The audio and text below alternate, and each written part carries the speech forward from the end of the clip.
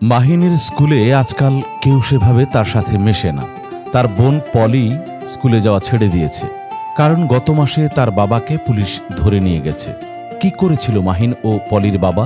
পুরো ঘটনা শোনার আগে আমাদের ইবাদতের পথে পেজে লাইক ও ফলো দিন, ইউটিউবে সাবস্ক্রাইব করে নিন, শেয়ার করে ইসলামের সুমহান বাণী মানুষের কাছে পৌঁছে দিন। মাহিন ও পলির বাবা অফিসে দুর্নীতি করেছিলেন। সেই অসৎ টাকার খোঁজ নিতে গিয়ে কেঁচো খুঁড়তে সাপ বেরিয়ে গেছে।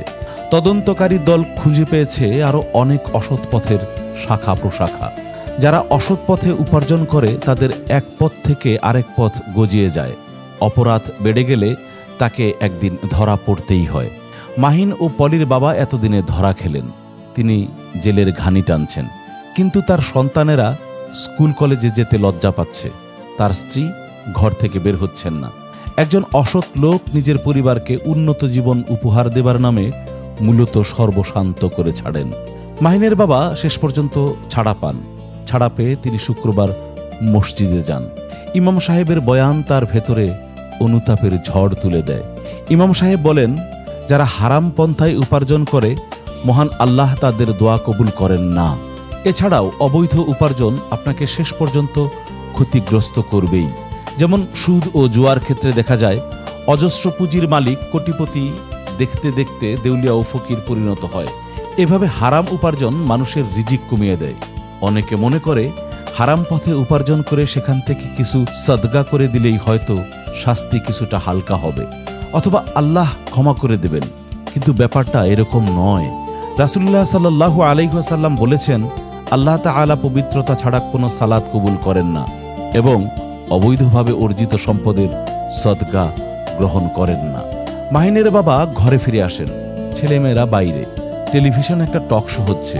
শুভ্র পোশাকের এক ভদ্রলোক কথা বলছেন। নড়ে চড়ে বসেন মাহিনের বাবা।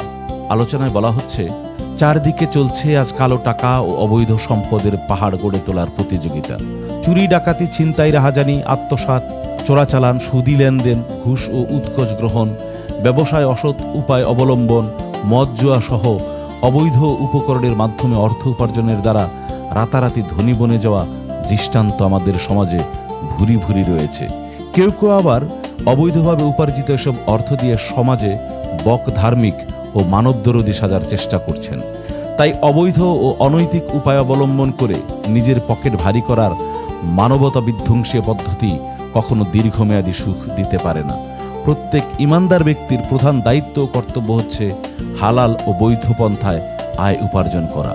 মানুষ শয়তানের ধোঁকা ও প্ররোচনার শিকার হয়ে আয় উপার্জন বাড়াতে অবৈধ পন্থা অবলম্বন করে। এ কারণেই কুরআনুল কারিমে শয়তানের প্ররোচনা, লোভ ও ধোঁকা থেকে বেঁচে থাকতে সতর্ক করা হয়েছে। আল্লাহ তাআলা বান্দাকে সতর্ক করে বলেন, সে তো এই নির্দেশই তোমাদের দেবে যে তোমরা অন্যায় ও অশ্লীল কাজ করতে থাকো এবং আল্লাহর প্রতি এমন সব বিষয়ে মিথ্যারোপ করো যা তোমরা জানো না। সূরা বাকারা আয়াত 169।